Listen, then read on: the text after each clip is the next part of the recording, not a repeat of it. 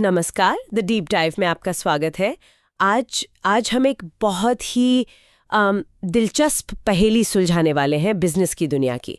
आपने शायद ऐसी कंपनियां देखी होंगी जो कागज पर तो जबरदस्त मुनाफा कमा रही हैं, सेल्स बढ़िया है, लेकिन फिर भी कैश की तंगी रहती है। वो अपने कर्मचारियों को सैलरी देने या सप्लायर्स को पेमेंट करने के लिए स्ट्रगल करती हैं। सवाल ये है कि प्रॉफिट में होने के बावजूद एक कंपनी दिवालिया होने की कगार पर कैसे पहुंच सकती है? इसका मुजरिम कौन है? तो अक्सर इसका जवाब होता है खराब वर्किंग कैपिटल मैनेजमेंट। आज हम इसी की तह तक जाएंगे। हम समझेंगे कि बिजनेस की धमनियों में बहने वाला ये कैश रूपी खून आखिर काम कैसे करता है और इसे सही तरीके से मैनेज करना क्यों इतना जरूरी है। तो सबसे बुनियादी सवाल से शुरू करते हैं। ये वर्किंग कैपिटल आखिर है क्या? इसे बिजनेस का फ्यूल कहते हैं, पर इसका मतलब क्या है? देखिए, ये फ्यूल वाली बात बिल्कुल सही है। इसे सबसे आसान तरीके से ऐसे समझिए, आपने एक शानदार महंगी गाड़ी खरीद ली। वो आपका फिक्स्ड एसेट है, जैसे फैक्ट्री या मशीन। लेकिन उस गाड़ी को रोज चलाने के लिए जो पेट्रोल चाहिए, वही वर्किंग कैपिटल है। ये वो पैसा है जो बिजनेस के रोजमर्रा के खर्चों, जैसे कच्चा माल खरीदना, मजदूरी देना, बिजली का बिल भरना, इन सब के लिए चाहिए होता है। इसके बिना बिजनेस की गाड़ी, आप समझिए, 1 इंच भी आगे नहीं बढ़ सकती। अच्छा, तो ये सिर्फ कैश ही नहीं है, बल्कि और भी चीजें इसमें शामिल हैं। हाँ, इसे समझने के 2 मुख्य नजरिए हैं। एक है ग्रॉस वर्किंग कैपिटल। ग्रॉस? हाँ, जो कंपनी के सारे करंट एसेट्स का टोटल है, मतलब कैश, स्टॉक और वो पैसा जो ग्राहकों से लेना है, डेटर्स। ठीक है। लेकिन जो ज्यादा काम का कॉन्सेप्ट है, वो है नेट वर्किंग कैपिटल। ये बताता है कि करंट एसेट से अपनी मौजूदा देनदारियां चुकाने के बाद आपके पास कितना पैसा बचता है। मतलब current assets minus current liabilities. Exactly, CA minus CL, बस। और मैंने सुना है कि ये भी 2 तरह का होता है, एक जो हमेशा चाहिए और एक जो कभी-कभी। बिल्कुल, इसे कहते हैं परमानेंट और फ्लक्चुएटिंग। अच्छा। परमानेंट वो मिनिमम अमाउंट है जो बिजनेस में हमेशा फंसा रहेगा। जैसे एक दुकान को खोलने के लिए शेल्फ पर कुछ तो सामान रखना ही पड़ेगा, है ना? चाहे बिक्री हो या ना हो, वो परमानेंट है। अच्छा। और फ्लक्चुएटिंग वो है जो जरूरत के हिसाब से घटता बढ़ता है। अच्छा। जैसे एक छाते बनाने वाली कंपनी को मॉनसून से ठीक पहले ज्यादा वर्किंग कैपिटल चाहिए होगी और सर्दियों में कम। समझ गए। बिल्कुल। ये तो हुई परिभाषा की बात, पर असल में कोई कंपनी ये फैसला कैसे लेती है कि उसे कितनी वर्किंग कैपिटल रखनी चाहिए? क्योंकि यहीं पर तो सारा खेल होगा। सही पकड़ा आपने। और यहीं से बिजनेस की सोच का, उसकी रिस्क लेने की क्षमता का पता चलता है।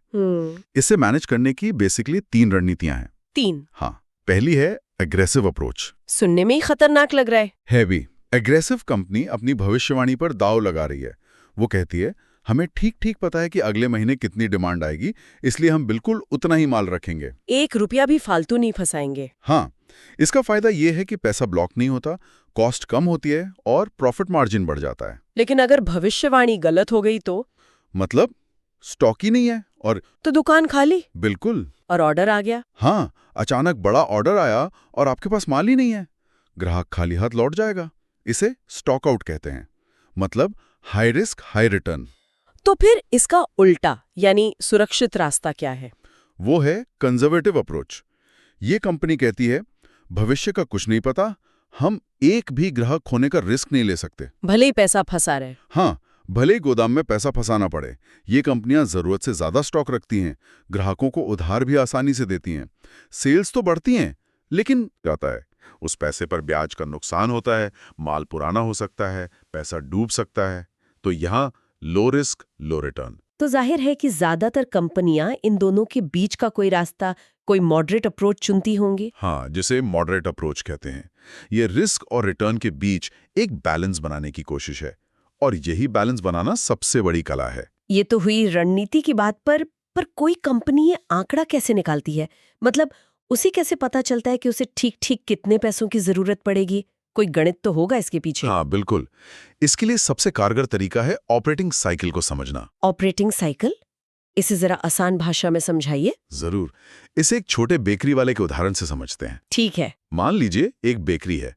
उसका ऑपरेटिंग साइकिल उस दिन शुरू होता है जिस दिन वो आटे चीनी के लिए सप्लायर को पैसे देता है। अब वो आटा कुछ दिन उसकी दुकान में पड़ा रहता है, ये है रॉ मटेरियल स्टोरेज पीरियड यानी आर।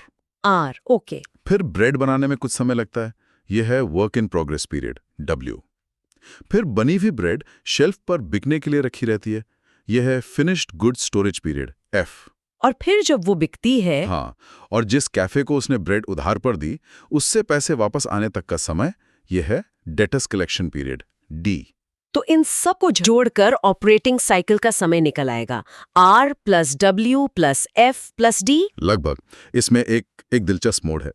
बेकरी वाले ने जिस सप्लायर से आटा खरीदा था, उसने भी तो उसे पेमेंट करने के लिए 15 दिन का समय दिया होगा ना। हाँ बिल्कुल, क्रेडिट पर माल मिलता है। तो ये 15 दिन, जिसे हम क्रेडिटर्स पेमेंट पीरियड या सी कहते हैं, वो बेकरी वाले की जरूरत को कम कर देते हैं। अच्छा। हाँ, ये एक तरह की मुफ्त की फाइनेंसिंग है।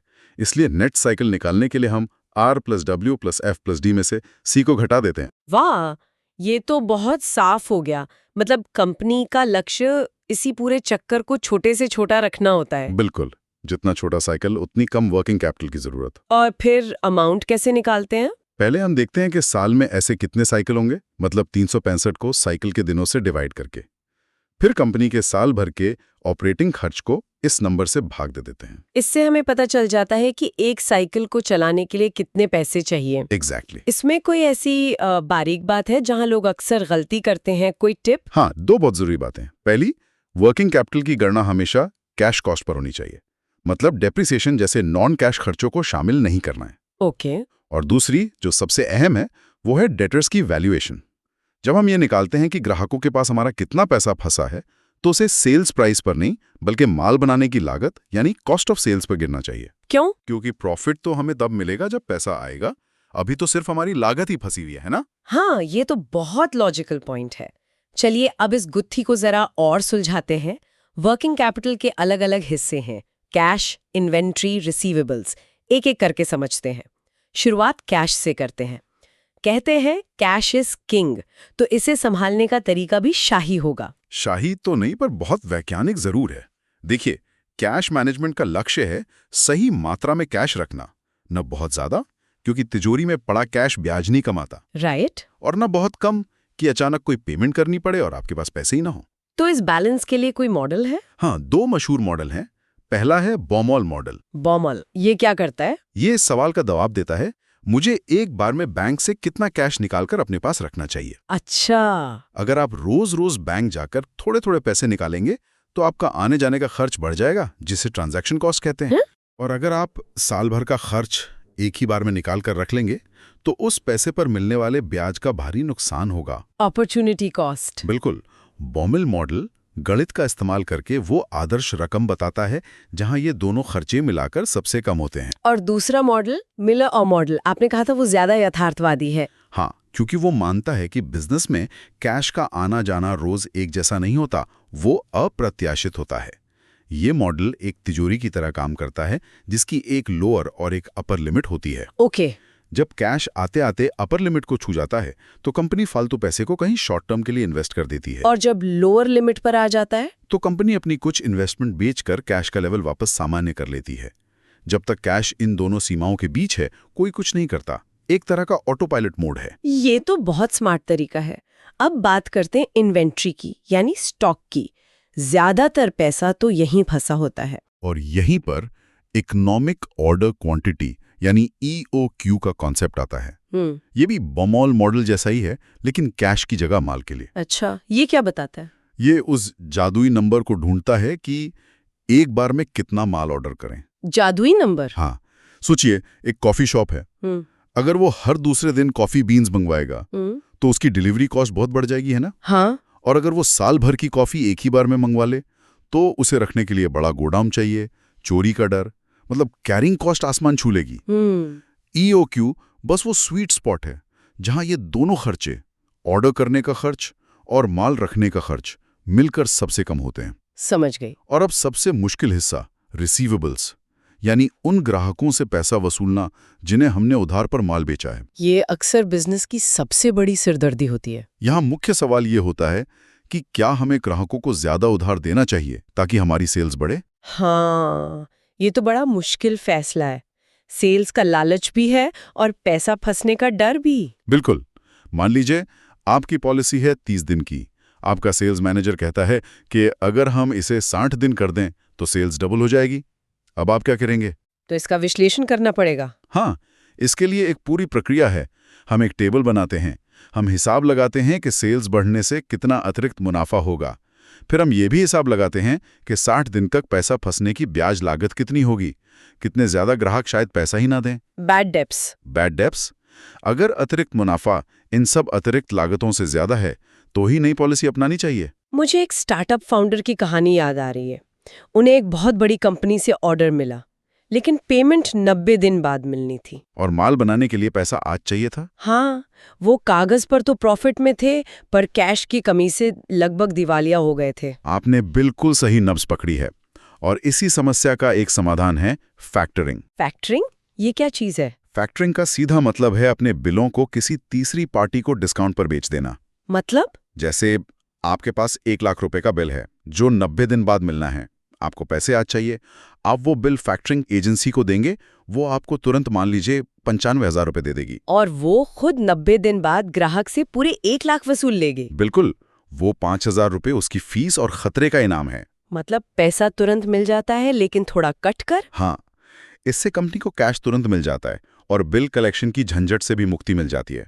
बस ये देखना होता है कि जो फीस हम दे रहे हैं वो हमारी बचत से ज्यादा तो नहीं। ठीक है, तो अब हमें पता है कि कितनी वर्किंग कैपिटल चाहिए और इसके अलग अलग हिस्सों को कैसे मैनेज करना है। आखिरी सवाल, ये पैसा आएगा कहाँ से? मोटे तौर पर 2 तरह के स्रोत हैं। एक होते हैं स्पॉन्टेनियस, यानी जो अपने आप पैदा होते हैं, जैसे ट्रेड क्रेडिट, सप्लायर से उधार। दूसरा होता है नेगोशिएबल, जिसके लिए आपको बातचीत करनी पड़ती है, जैसे बैंक से ओवरड्राफ्ट लेना। इस ट्रेड क्रेडिट में एक कॉन्सेप्ट बहुत दिलचस्प लगता है, cost of not taking discount, यानी डिस्काउंट ना लेने की कीमत। ये क्या है? ये एक ऐसा कॉन्सेप्ट है जो कई बिजनेस मालिकों को चौंका देता है। मान लीजिए आपके सप्लायर ने कहा 10 दिन में पेमेंट करोगे तो 2% का डिस्काउंट मिलेगा, वरना 45 दिन में पूरा पेमेंट कर देना। ज्यादातर लोग सोचते हैं, अरे सिर्फ 2% ही तो है, आराम से 45 दिन में देंगे। हाँ, ये तो आम बात है। लेकिन वो ये नहीं समझते कि वो 2% का डिस्काउंट छोड़कर सिर्फ 35 दिन ज्यादा उधारी ले रहे हैं। अच्छा। जब आप इसका सालाना ब्याज दर निकालते हैं तो यकीन मानिए ये 2% का डिस्काउंट छोड़ने की सालाना कीमत अक्सर 35% से 40% के ब्याज जितनी होती है। क्या? 35-40%? ये तो किसी क्रेडिट कार्ड के ब्याज से भी ज्यादा है। बिल्कुल। और फैसला लेने का नियम बहुत सीधा है। इस सालाना कीमत की तुलना अपने उधार लेने की लागत से कीजिए।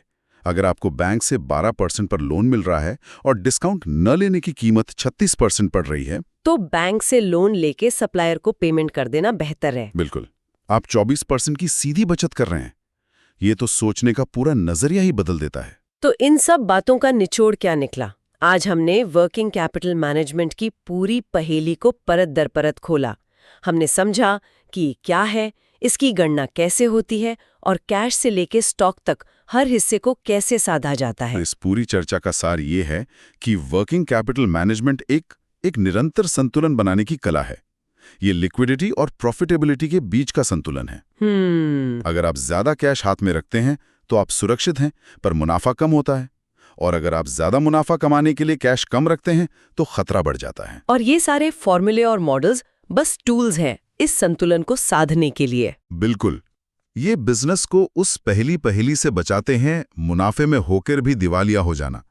पर आप जानते हैं, इन सब नंबरों और फॉर्मूलों के बाद भी एक सवाल मेरे मन में आता है कि असल दुनिया में ये फैसले कितने नंबरों पर आधारित होते हैं और कितने आपसी संबंधों पर। मतलब? सोचिए, क्या ट्रेड क्रेडिट सिर्फ डिस्काउंट के गणना तक सीमित है, या एक महत्वपूर्ण सप्लायर के साथ लंबे समय का मजबूत रिश्ता ज्यादा मायने रखता है, भले ही इसके लिए कभी-कभी पेमेंट में थोड़ी देर हो जाए? ये वो सवाल हैं जहां मैनेजमेंट एक विज्ञान से ज्यादा एक कला बन जाता है।